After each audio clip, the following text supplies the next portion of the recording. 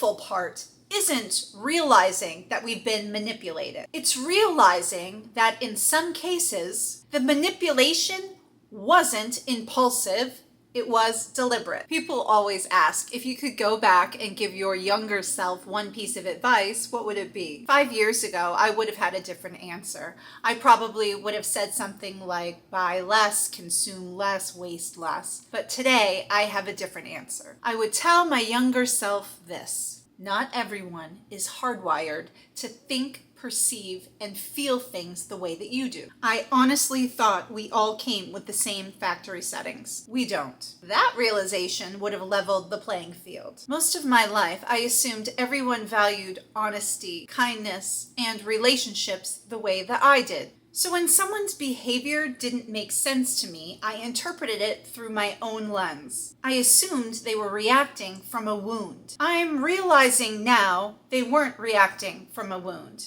It was strategic.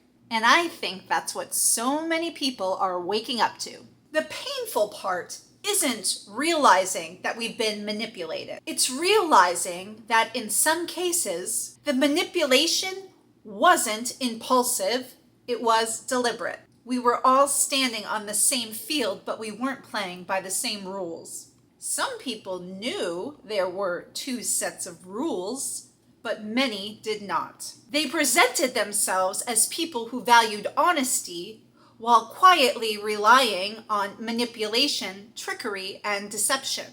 We didn't recognize it because those things aren't even in our playbook. That's the irony. They spent years masquerading as people like us. But we never wanted to become people like them. Please don't take our integrity as weakness. The fact that manipulation isn't part of who we are doesn't mean we couldn't learn it. It means that our integrity isn't for sale because it isn't a strategy that we chose. It's simply who we are. You couldn't pay us enough to trade it for money.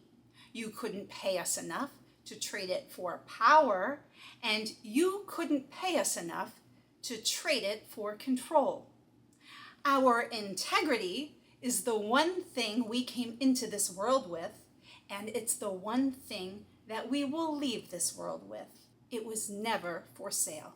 Honestly, I can understand and even respect why some people played with those other rules. For decades, we have rewarded outcomes over integrity. We've celebrated the Glengarry Glen Ross mentality. Close the deal, overcome every objection, never take no for an answer. In legal disputes, people are often advised to reveal as little as possible and build the strongest legal defense team who will find loopholes. Somewhere along the way, winning became more important than being genuine. I understand why some people learn those rules, but I just don't want to live that way. And I'm not the only one. The line in the sand isn't even the manipulation. It's the absence of remorse. Because if someone can look another human being into their eyes and say, I'm sorry, I was wrong, I want to do better, there's almost always room at the table for you. But when your response is, that's your problem,